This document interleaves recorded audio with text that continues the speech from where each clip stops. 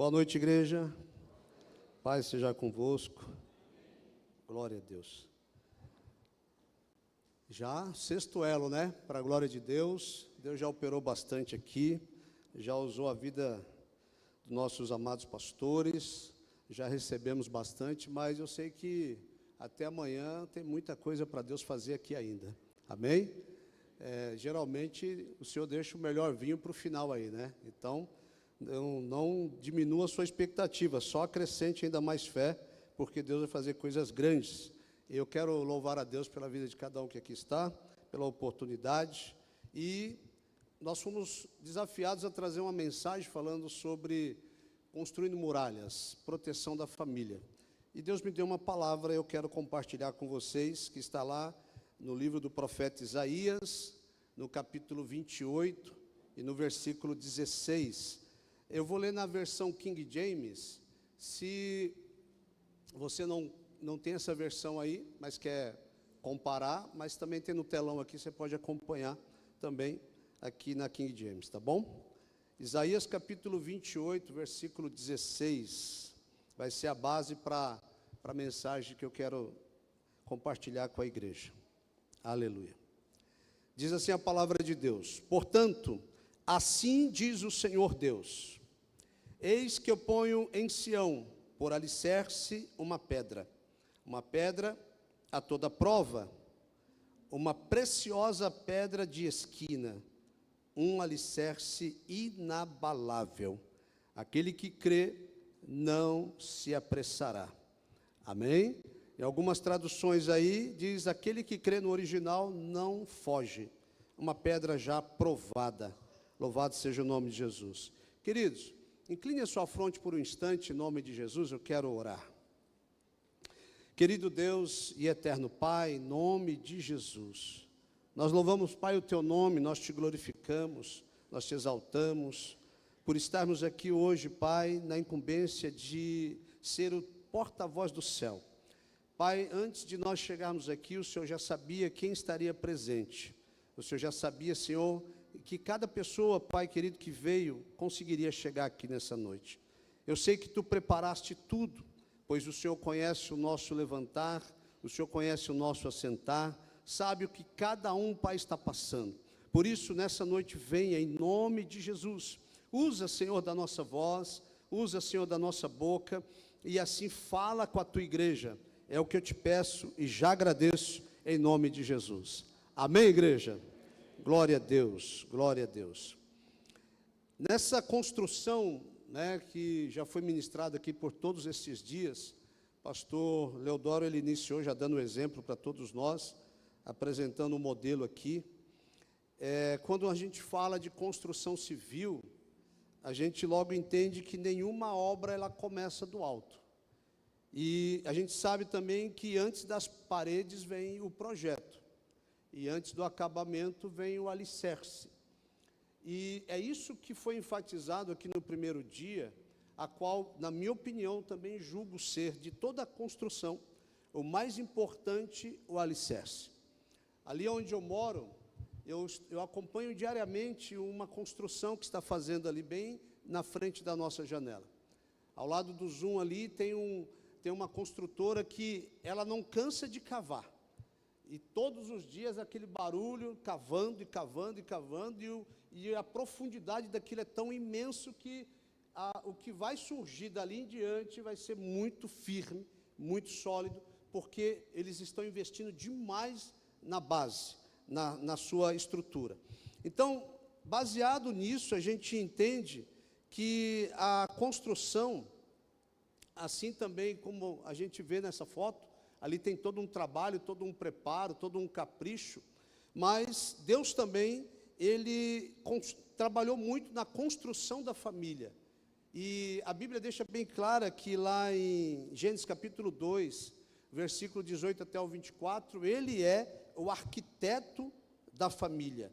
E aí Ele vai nos ensinar que a família ela deve ser bem construída para poder então resistir a todas as investidas do diabo.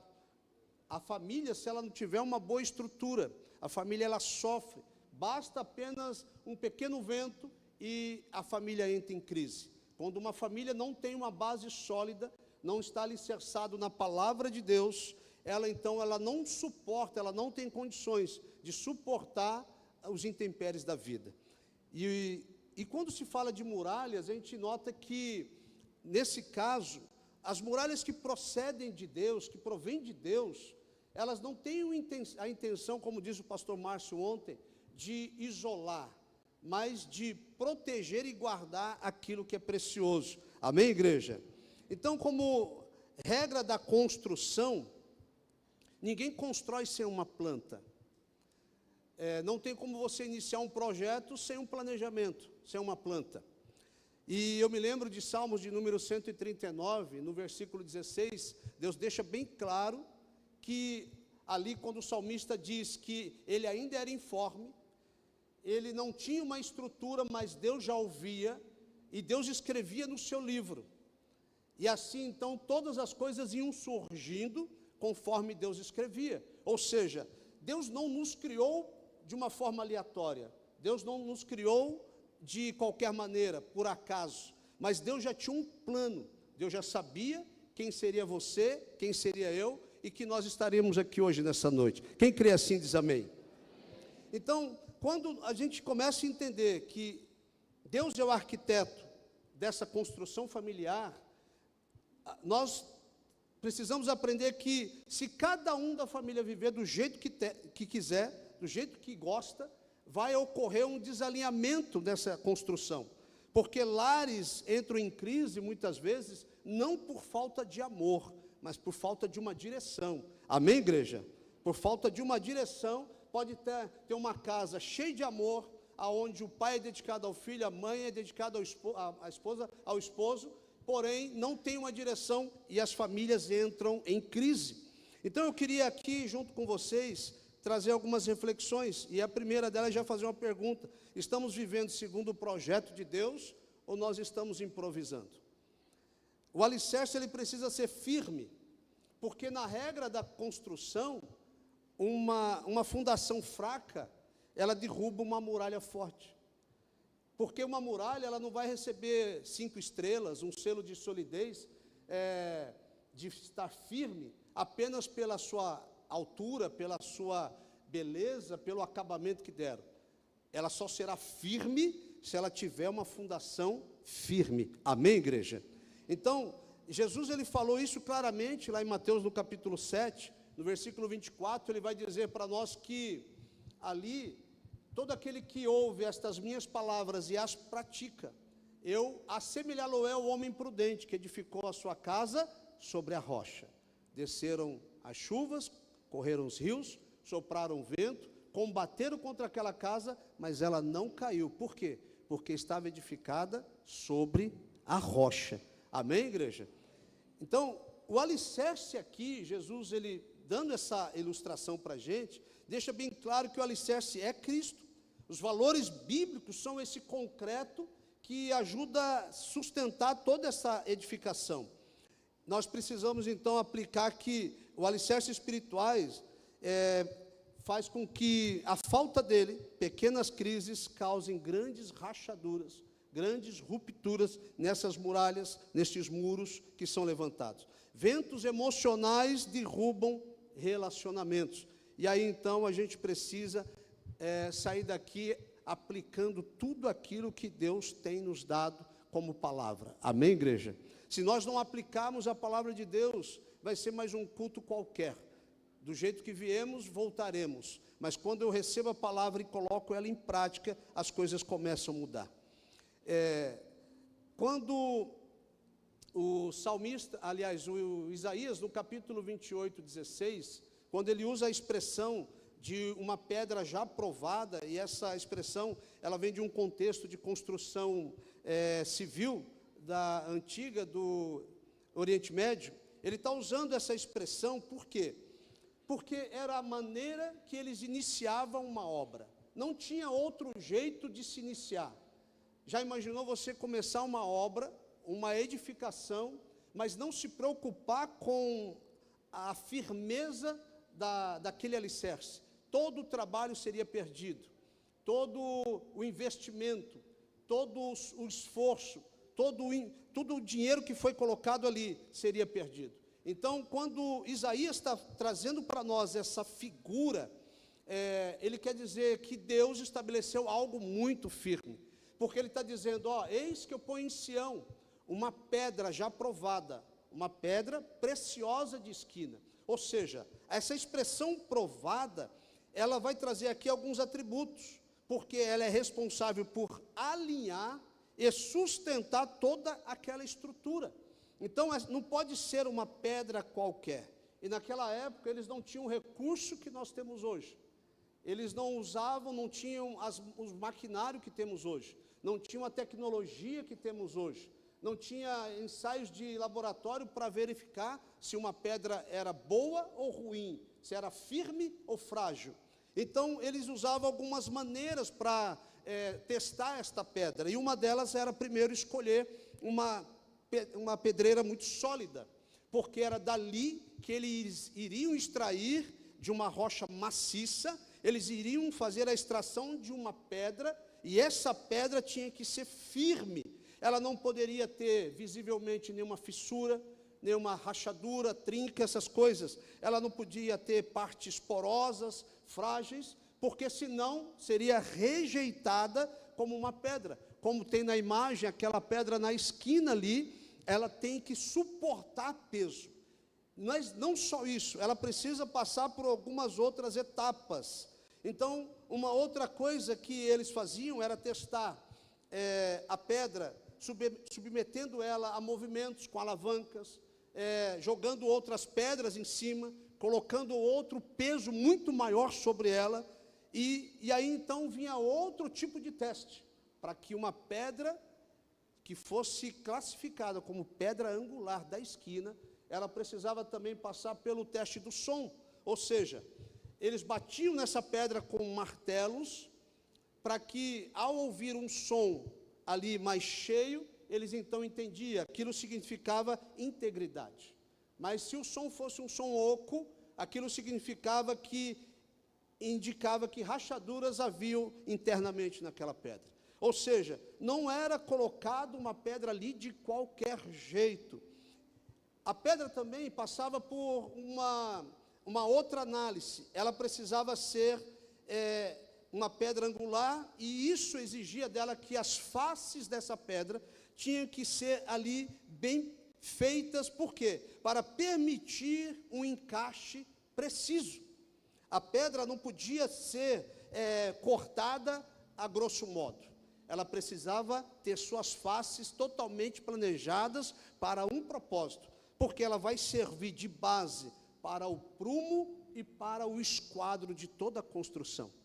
Não tem como eu começar uma edificação dentro do meu lar, iniciando de uma forma frágil, aonde cabe questionamentos e aonde o mundo pode ditar outras regras em cima daquilo. O que Isaías estava dizendo, que o fundamento que Deus traz para nós é tão poderoso, que nós jamais iremos precisar substituir este fundamento. Amém, igreja? Então, a palavra de Deus aqui vai nos ensinar ainda, que em todo esse processo aqui de preparo desta pedra angular, ela tinha que garantir um alinhamento perfeito, e também, se não assim fizesse, ela era rejeitada. Quando Isaías está dizendo sobre isso, falando dessa firmeza, ele vai deixar bem claro, olha, eu coloquei uma pedra, ou seja, eu coloquei Jesus na sua construção, é Ele que vai dar o início, é Ele que vai ser a base para dar o alinhamento e ajustar todo o esquadro da sua construção. Amém, igreja? Então, no Novo Testamento, a pastora Rita aqui na sua mensagem, ela ministrou, falou um pouco sobre isso. Ela citou alguns textos em Efésios, capítulo 2, 20, também 1 Pedro 2, 6, e realmente, no Novo Testamento, a palavra de Deus vai atribuir que esta pedra angular, a principal da esquina, é Jesus Cristo. Então, Jesus, ele é essa pedra que foi provada. Jesus foi provado em tudo. Essa pedra resistente é Jesus, que venceu todas as tentações e todos os sofrimentos. Essa pedra, ela é fundamento, porque o Senhor sustenta essa construção espiritual em nossa vida. Deus, então, Ele quer fazer algo poderoso em nossas vidas através disso. Quando eu vou entendendo que a minha construção, ela precisa ter firmeza e não pode ter desvios, porque se eu inicio uma obra desalinhada, sem esquadro, sem uma base para um prumo, sem um padrão, um fundamento irregular, todo que vier a partir dali não vai ter um ponto firme lá na frente, não vai ter uma direção correta, os pontos não vão fechar, não vou conseguir adicionar tijolos, porque a princípio, no início, parece que não faz diferença, parece que eu sigo ali e está tudo certinho, mas imagina um navio saindo do porto de Itajaí, aqui de Santa Catarina, em sentido até Xangai, na China. Imagina um navio que, depois de tudo pronto, tudo preparado, o comandante, por alguma razão, ele erra a rota e programa a rota com 1 grau apenas para a esquerda, errado. Apenas 1 grau. E aí, então, ele segue. A distância é de 20 mil quilômetros. Agora, imagine ele seguindo. A princípio, parece que está tudo certinho. Mas, depois que Deus me deu esse paralelo para eu fazer uma reflexão, eu fui pesquisar. E aí eu falei, aonde que um navio pode chegar? Se ele errar 1 grau da rota em direção a tal lugar. Sabe o que acontece? Ele vai errar cerca de 340 quilômetros. Vai chegar perto das Filipinas, entre o Japão e as Filipinas. Porque a partir de 1 grau apenas, esse navio saiu daqui, mas ele errou a rota feio, foi parar já perto de outro país asiático. O que eu quero dizer com isso? Que às vezes a gente pensa que 1 grauzinho apenas é pouco, mas em longas distâncias, pequenos desvios vai te produzir grandes erros, porque às vezes não dá tempo de corrigir a rota, às vezes não dá porque não tem combustível suficiente para voltar, vai ficar à deriva. A mesma coisa é aquilo que eu estou construindo dentro da minha casa. Talvez eu iniciei um ensinamento errado com meus filhos e os anos vão passando, e quando eu perceber que lá atrás eu errei 1 grau, lá atrás eu errei um pouquinho assim, lá na frente eu já não teria mais autonomia ou autoridade ou idade suficiente ou tempo para poder querer corrigir algo que a vida inteira conduziu minha família no erro. Eu entendi quando o pastor falou sobre isso, que nós precisávamos edificar, construir muralhas, mas não para isolar, mas para proteger e guardar aquilo que é precioso. Amém, igreja? Então, queridos, olha o que acontece. A gente, esses pequenos, se a gente aplicar isso nos dias de hoje, esses pequenos desvios de princípio, hoje, pode levar a destinos muito diferentes amanhã. A gente pode sofrer muito. Então, eu falo isso aplicando, eu sei, o meu tempo aqui, eu quero resumir bastante, para dentro do tempo a gente fazer o corredor, e só para você entender, em poucas palavras, segundo a psicologia, uma criança, ela tem os seus primeiros 7 anos de vida para se formar o seu caráter. Ou seja, tudo que ela vai receber dentro desses primeiros 7 anos de vida, ali, vai contribuir para formar a personalidade de um ser humano, de um cidadão. Então, essa situação, ela se divide aqui, eu separei 2 fases que eu acho muito importante, que de 0 a 2 anos, é a fase sensório-motora, ou seja, a criança explora o mundo através dos sentidos e da multiplicação e manipulação de objetos. Então, nessa fase da vida dela, ela está começando a desenvolver algo dentro dela, vai gerar depois curiosidade, vem vir aquela época, a fase do porquê, né? Você fala alguma coisa, ela, por quê? Por quê? Por quê? E aí, qual que é a resposta da maioria dos pais? Porque sim, né? Ou seja, nós temos aí a segunda fase, que é dos 2 aos 7 anos, aonde a criança é chamada de pré-operatório, marcado pela linguagem, a imaginação, o egocentrismo e o início da socialização. uma criança geralmente inicia a sua vida estudantil, normalmente numa escola pública, aí aos 7 anos. Agora imagina uma criança chegando lá na escola, sem uma formação, sem um caráter formado, ali concluído, uma base sólida, ela vai ter como referência o que as pessoas à sua volta estão vendendo para ela como uma imagem. Ela vai copiar aquilo. Então, resumindo em miúdos aqui, eu quero dizer que até os 7 anos, a criança é um barro mole, que você consegue trabalhar, que você consegue moldar, que você consegue ensinar, que você consegue dar a ela disciplinas, limites, que você consegue dizer os nãos para ela, porque depois que o barro secar, aí é só quebrando. Pastor, mas isso é importante, o que o senhor está falando aí? Eu considero que sim, porque qual é a base que nós estamos colocando dentro da nossa casa, para os nossos filhos? Como que nós estamos edificando nossos muros? Na minha falta, o que meus filhos vão fazer, qual seria a imagem que eles têm de cristão? Eu me lembro de Gideão, que quando o anjo chega para falar com Gideão, e vai elogiando Gideão, falando que ele é um homem ali muito amável e tal, e ele não quer saber muita conversa. Gideão chega para o anjo e fala assim, mas do que se deu a glória do passado, que os nossos pais falaram que o Senhor operou? Ou seja, Gideão, ele tinha uma informação dos pais dele, que falaram, Deus fez isso, Deus é isso, e Deus faz isso. Só que Gideão está vivendo um tempo que ele não está vendo, por isso ele questiona o anjo do Senhor ali.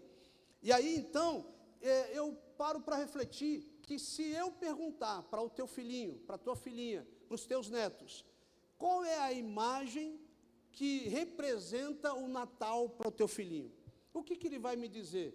Que é um velhinho vestido de vermelho, que desce pela chaminé, que lê uma cartinha e que traz um presentinho? Ou ele vai dizer, não, o Natal representa o nascimento de Jesus na minha vida? Qual é a base que a gente coloca? Eu sei, a gente festeja, eu comemoro, nada contra. O que eu quero apenas compartilhar com você é que base que você apresenta para o teu filho. E o que significa a Páscoa? Só para a gente ter uma ideia. Qual é a pedra angular que eu tenho na minha casa quando chegou o dia da Páscoa e meus filhos chegaram para mim, pai, e aí? É um coelhinho vindo e botando um ovo de chocolate? O que será que isso representa? Qual é a base que nós estamos firmando? Qual é a parede que nós estamos levantando para que daqui a pouco, quando as coisas ficarem mais difíceis, que o fogo da fornalha aumentar a sua intensidade? Será que nossos filhos vão negar Jesus? Ou eles vão ficar firmes, sabendo que a base que eles receberam é a palavra de Deus? Qual é a base que nós estamos recebendo? Eu me lembro, irmãos, eu tenho aqui alguns minutinhos só para falar para você, preste bem atenção. O rei Ezequias, quando a Bíblia começa a nos falar que no período que Deus deu para ele de paz, sabe o que ele fez? A guerra era constante, porque o rei da Síria, ele vinha enfrentando as cidades de Judá, ele vinha tomando muitas cidades, mas de repente Deus deu um período de paz para ele. Sabe o que ele fez? Ele reparou as brechas do muro. Em 2 Crônica, capítulo 32, a partir do 5, ele reparou as brechas do muro. Sabe o que ele fez? Ele construiu outro muro por fora, uma lacuna entre os muros. Sabe o que ele fez? Ele colocou uma equipe lá na fonte de Gion, fora de Jerusalém, e colocou outra equipe dentro da cidade, e ambas começaram a escavar, e eles começaram escavando, rocha maciça, porque pensou, e se Ben-Hadad vier e nos sitiar, e acampar aqui, por que eles teriam água, suprimento para se fortalecer e nos atacar? Ele então fecha a fonte de Gion, cria um aqueduto de 533 metros, na maior parte da sua extensão tinha 18 metros de profundidade, ele traz até dentro da cidade, ali os seus muros já estão reparados, já existe um novo muro por fora, e a água está vindo, e ninguém viu, ninguém está sabendo, mas por ele cuidar da família, por ele cuidar do povo, o querer proteger, ele falou, eu vou proteger, eu vou guardar e vou trazer suprimento, eu vou trazer água. Quando o exército do rei Ben-Hadad se acampou em volta, ficaram ali, eles vão sair qualquer hora, vão vir buscar água, vão vir buscar comida, vão fazer alguma coisa, vão ficar enfraquecidos, e quando sair, nós vamos acabar com eles. Só que isso não aconteceu. Eles se enfraqueceram e teve que bater em retirada. Sabe por quê? Porque alguém decidiu construir muralha. Alguém decidiu fazer algo para proteger a cidade. Irmãos, eu quero dizer para você, existem várias maneiras da gente cuidar da família. Existem muitas situações que nós podemos fazer para trazer bons exemplos. Eu costumo sempre dar bons exemplos dentro do meu lar. Eu faço questão, não que eu fique aparecendo, a porta do meu quarto fica fechada, às vezes aberta, mas quantas vezes meus filhos já entraram no meu quarto e me encontrou orando? Quantas vezes já entrou no meu escritório e me encontraram lendo a palavra de Deus? E aí eu pergunto, seu filho tem te visto orando? Seu filho tem te encontrado de joelhos? Qual é a base que nós estamos criando para edificar família forte? Qual é a base que nós estamos preparando para uma geração que vai enfrentar algo muito pior do que nós enfrentamos? Se a geração, irmãos, que não for bem preparada para isso que está vindo aí, leis, ideologias, não vão resistir. Então nós precisamos verdadeiramente estabelecer uma geração forte. Amém, igreja? Então, queridos, eu queria convidar você a se colocar de pé.